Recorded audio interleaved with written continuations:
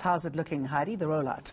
Well, Jane, I wish I had more details to provide, but from our understanding, we know that another batch of the Johnson & Johnson vaccine arrived on Saturday morning.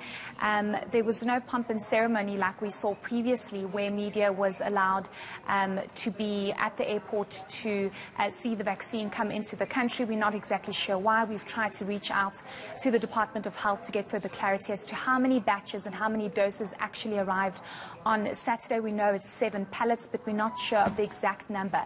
But we do, however, know that due to stock issues and a previous agreement that the South African government had with Johnson & Johnson, we would be receiving 80,000 doses every 14 days, so every second week.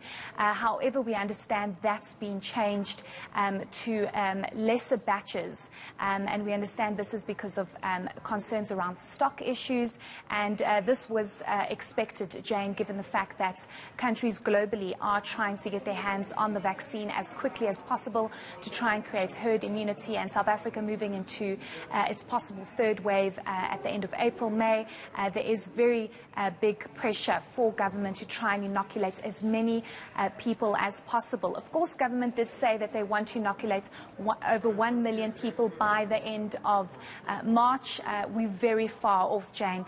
To date, we have only inoculated over 145,000 healthcare workers, and there's been lots of criticism towards how slow this process has actually been. Many people are saying that it's not actually a vaccine rollout because the Johnson & Johnson vaccine has only been brought in on a trial basis, and this is, of course, one of the reasons why we are only able to bring in as little vaccines into the country so far as we have been seeing. So far, only over 145,000 healthcare workers have been inoculated, and because this new batch has been brought into the country on Saturday, we most likely will be seeing that number go up as of today or possibly tomorrow. All right, we need to get those vaccines in, don't we, as quickly as possible. But I know that there's been words of advice to those who've already been vaccinated about, you know, maintaining the protection. Tell us more about that. Yes, most certainly. And I think even if you aren't vaccinated, the message and what we need to keep in mind is that you still need to protect yourself and to protect others, to make sure that you wear your mask,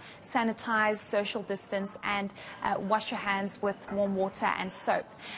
But we do understand that healthcare workers that have been vaccinated, there's an important message out there to say that even though you have been vaccinated, it takes about 28 days for the vaccine to actually kick in and for you to be protected.